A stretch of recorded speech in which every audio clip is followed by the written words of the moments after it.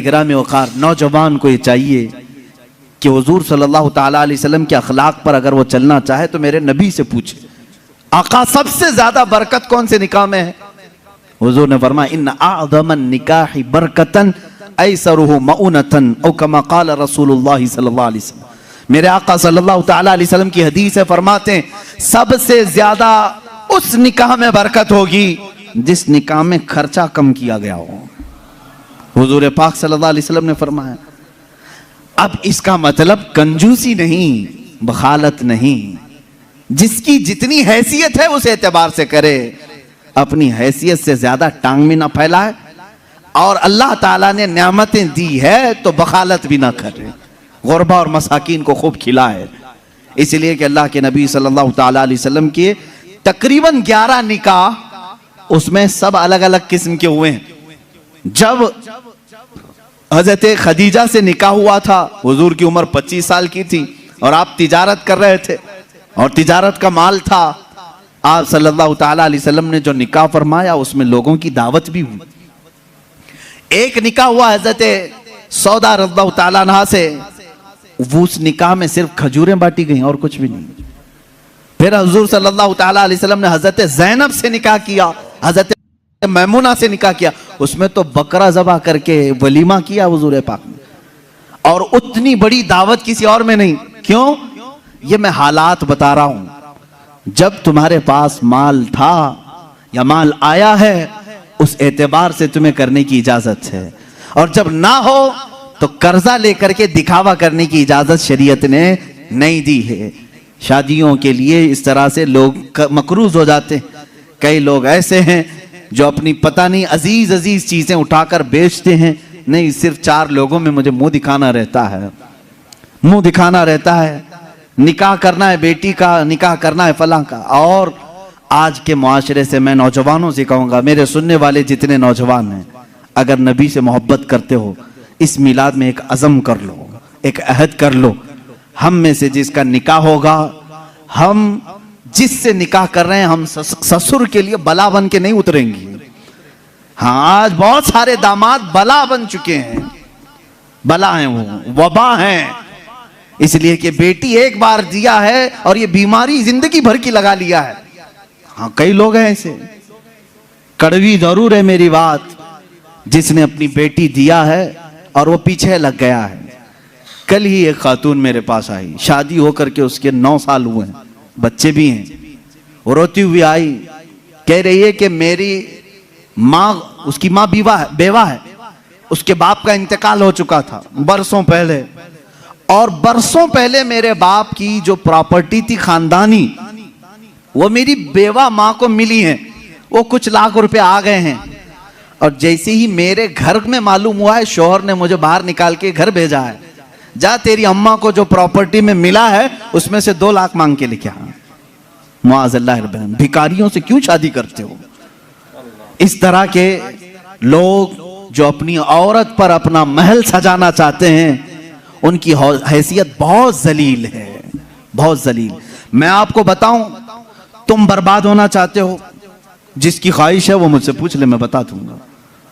तौबा अस्तगफिरुल्लाह, कोई नहीं चाहेगा, हर कोई बरकत का रास्ता हमसे पूछता है, लेकिन ये रास्ता भी मैं बता देता हूं। जो अपना बिजनेस और अपनी बरकत सब बर्बाद करना चाहता है, उसके लिए बाज़ बुजुर्गों ने फरमाया, वह अपनी बीवी से जबरदस्ती उसका माल लेकर के बिजनेस में लगाया हो, वहीं से शुरुआत हो जाएगी नहुसत की। उसके दिल को तोड़कर जो माल ले जाकर के लगाओगे तो फिर वहां से, हाँ, बखुशी देना और बात है, पसंदीदगी के साथ देना और बात है। बहुत सारे लोग शादियों के बाद अपनी बीवियों पर दबाव डाल करके उनका सारा जेवर उठाकर ले जाकर रख देते हैं और उस पर तिजारत करने की कोशिश करते हैं। कहां की बरकत? किसी का दिल रो रहा है और तुम अपनी दुकान सजाने जा रहे हो।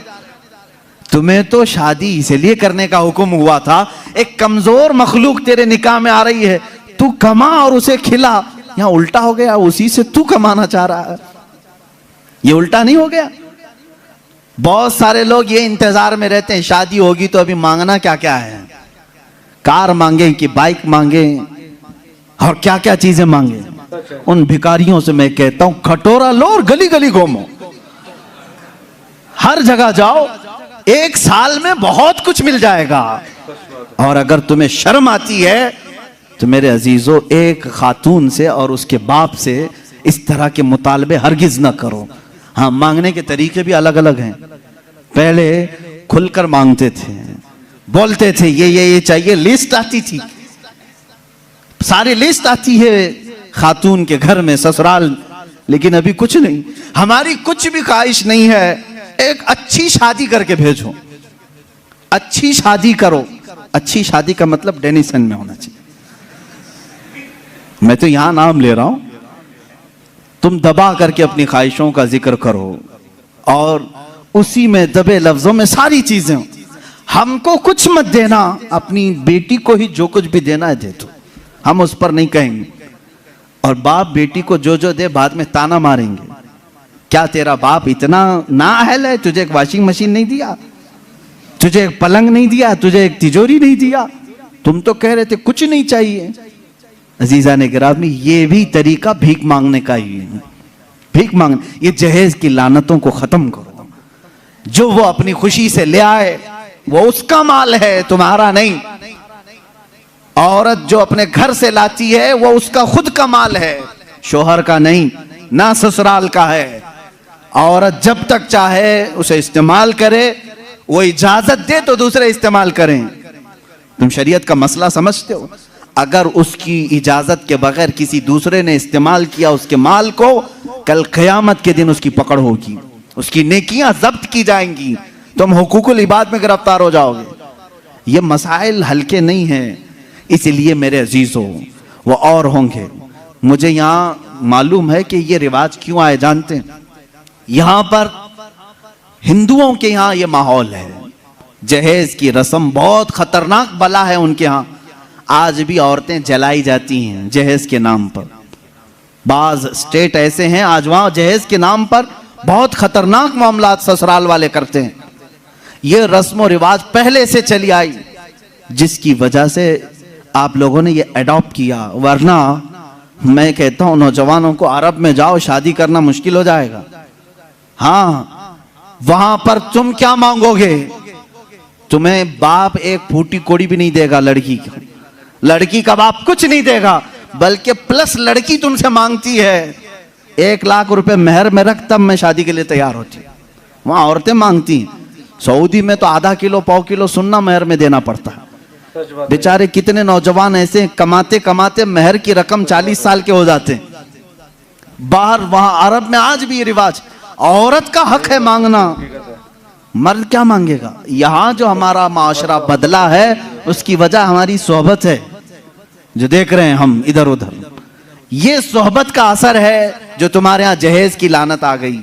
इसे निकालो अपने हाथ से। और किसी भी औरत के घर उसके बाप पर बला बन करके नाजिल ना हो। जब तुम बाप बनोगे तुम्हें पता चलेगा एक जिगर के टुकड़े को, बेटी को रुखसत करना कितना सख्त तरीन मामला होता है।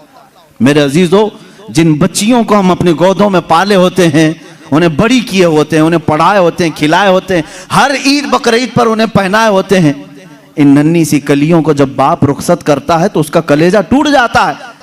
फिर तुम जानते नहीं, उसके घर से पूरी की पूरी जात लेकर के आ रहे हो, फिर उस पर प्लस तुम्हें और माल भी चाहिए, पैसे भी चाहिए। क्या ये रिवाज हमारे यहाँ नहीं है? रस्म करो तो लड़की के घर में, शादी करो तो लड़की के घर में। पूरे इस कार्यक्रम में सिर्फ वलीमा एक ही है जो मर्द के घर में होता है, बाकी क्या है? सब औरत के घर में करना है। बच्चा हो जाए चिल्ला उसके घर में। हाँ, जितने भी रस्म है, अरे शादी की तारीख फिक्स करनी है, तुम अपने घर में भी तो करा सकते थे, नहीं लड़की के घर में ही करेंगे जाके। जब जब जाएं पूरे खानदान को लेकर उतर जाएं, राशन खत्म हो जाए। ये बला नहीं है तो और क्या है? घर के किचन पर मुसीबत नाजिल होती है हर महीने 2 महीने में। ये इस तरह की हरकत किसी एक घर के साथ जो हो रही हैं, इस सिलसिले को कब खत्म करें?